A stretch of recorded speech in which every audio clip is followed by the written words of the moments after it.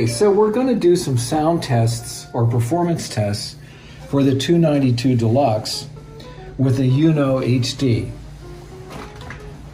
The regular units we've been selling are softer and are meant for a different type of purpose, where that you can still have flutters and it comes back in tune. They're pretty light. These are standards. Some of the lighter ones, we also have a shorter nose, and we have a long nose that's adjustable. What the Uno is a culmination of those. Whoops, I read the wrong one, folks. The Uno has an adjustability figure so that as you move this inner piece, it adds or retracts from the amount of pre-tension.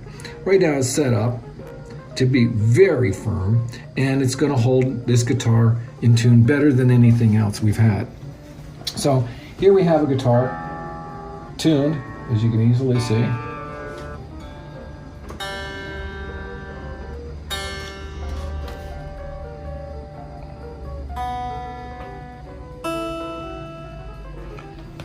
And so the first thing we're going to do is we're going to detune the 6th string as if it was broken.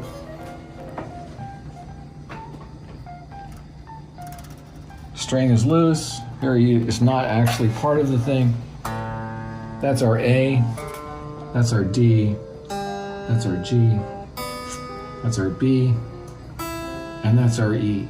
So the E and the B are very close. What we're discovering is that it detunes more from the side that loses the tension. So if you broke your E string, you'd be able to play your rest of your solo, and most of the notes will be very close. This E has now been stabilized over time to be perfect, even though this string is totally loose. We're getting an E there. Slightly sharp on the B. These are very functional tunings. As we get closer to this, it's a little further out. But in every case, the difference is maybe 5 cents, which means when you broke a string in the middle of a song, you can finish the song. You could actually finish your solo and be reasonably in tune. And that was the goal of the Uno HD. So I'm going to tune this back up to E.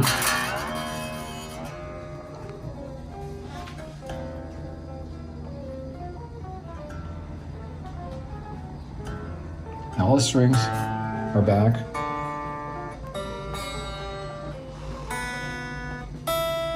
And now we're going to break the E string.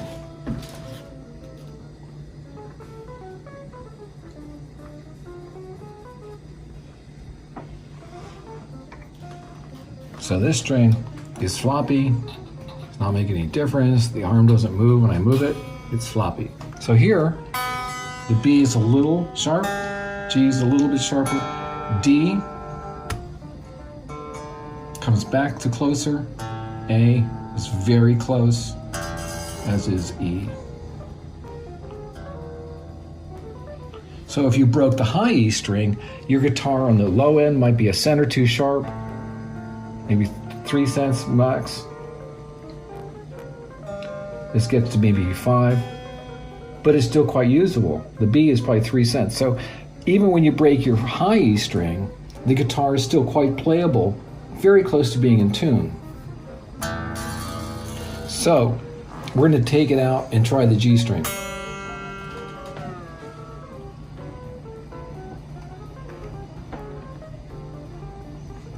String is floppy, doesn't move the arm at all. So we have E is within 2 cents, a cent. B, similar. D, about 2 to 3 cents. 2 to 3 cents. Maybe 4 cents. Just by tuning the G string and losing that. So in every case, high or low or in the middle, you have a very usable condition should that ever happen.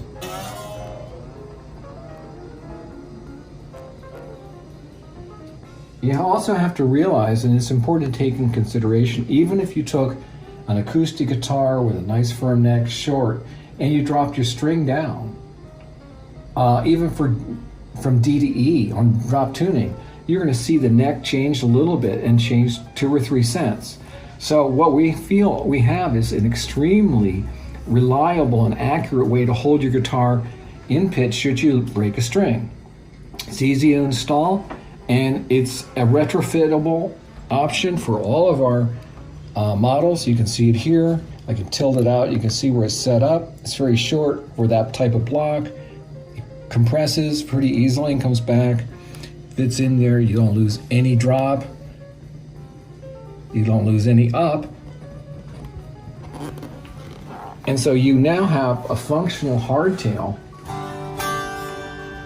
that you can pull up, but a whole tone. And so to go back to just taking out an E string,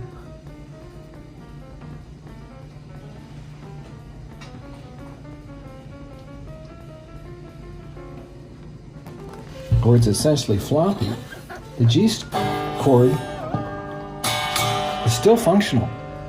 It sounds like a good G chord, pretty hard to get. Even though they're slightly sharp across the line, you're still playing in tune. The guitar sounds pretty believable in these accident situations where you break the string. So for those people who love hard stops, this is an excellent opportunity to go much further with it.